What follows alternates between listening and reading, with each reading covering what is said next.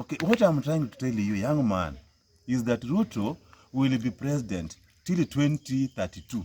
Not because I will vote him. I have never voted for him and I will never vote for him.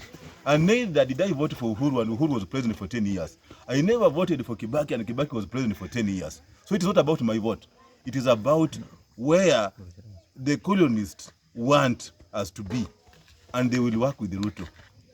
It is not you saying Ruto must go. Ruto must go where? You cannot remove somebody by just saying that Kibaki, Matiba said that Ruto, that Moi must go. Moi never went. So I don't know these noises you people are making around here, thinking that you are making Kenya better. No, you're showing a disrespect to your country. But first, before you become a Kenyan, decide who you want to be a president. You must be patriotic. And what we have seen from these young men is that they are not patriotic in any way. They are just making noise every day. Ruto must go, Ruto must go, and we will not vote. And the people who are going to decide are Britain, America will decide who is going to be president, not you. And even if you elect Matiang'I is the same Ruto.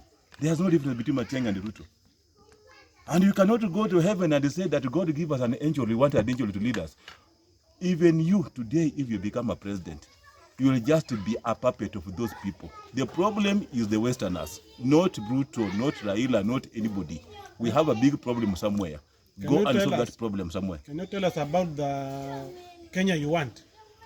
I have wanted a better Kenya, but I have never seen it. Now I'm getting old. I started voting before some of you were born here. My first voting was 1992, after finishing my fourth form.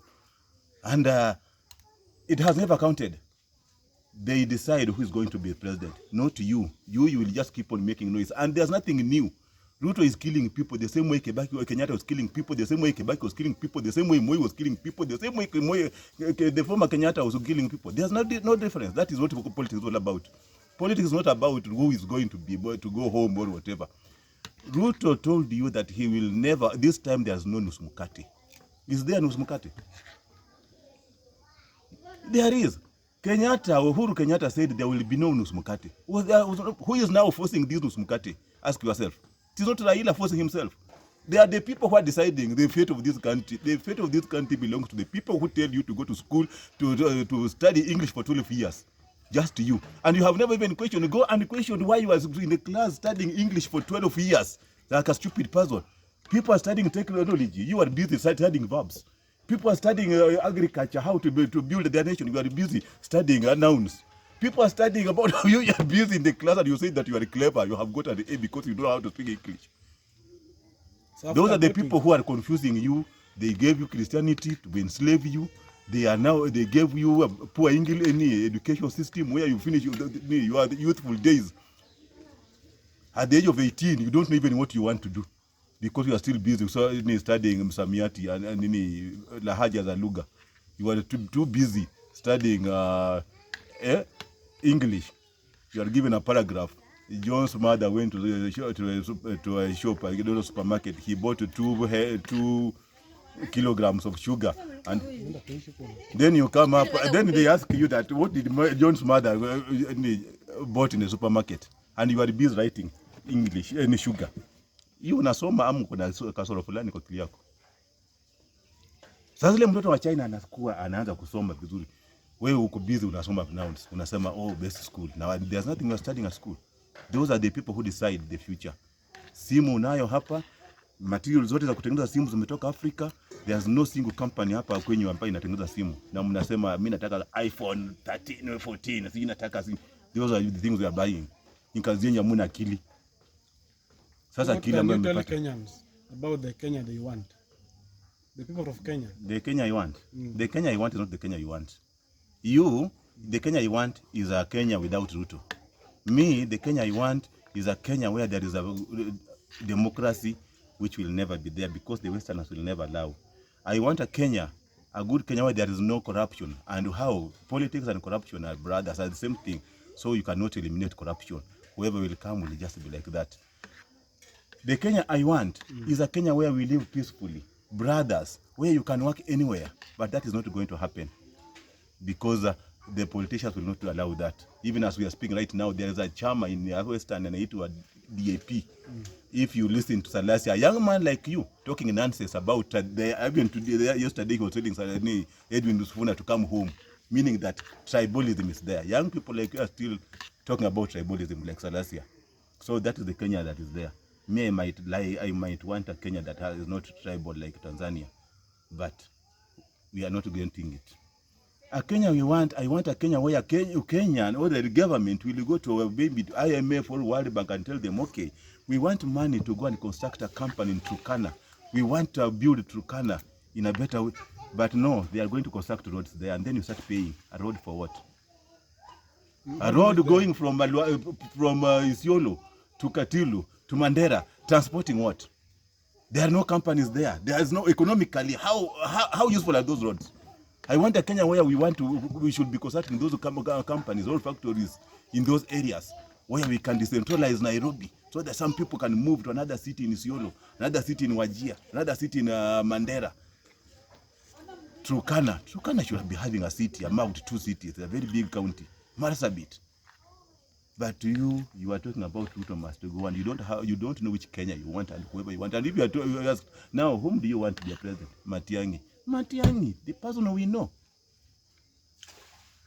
That man, the dictator you are talking about him, a better leader. Decolonize your brain first. Why do you say he's a dictator? Decolonize your brain. Then you can decide which country you want. But before that, we don't have a country called Kenya. This Kenya was drawn by those people, the colonists. These boundaries you see there here were drawn by those people, the colonists. Everything here you see belongs to them. Those are the people ambao wanaharibu taifa lenu. Sio viongozi. Viongozi nimeona mimi moyo alipotoka nilifikiria tutapata kiongozi mzuri. We never saw any good leader. And that is how we have been seeing it. Kenyatta, somebody should teach you, tell me that Kibaki was better. And nobody should tell me that Kibaki was a bit better. So Ruto will also be better after that person you want occupying the office. You say, oh, Ruto kumba alikuwa mzuri.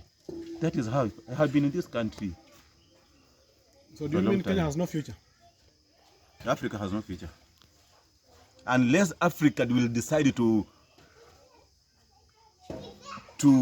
identify themselves, there's no future. So long as you still keep using the name Grigori and still believing that the name Grigori is better than Wanyande, you have no future.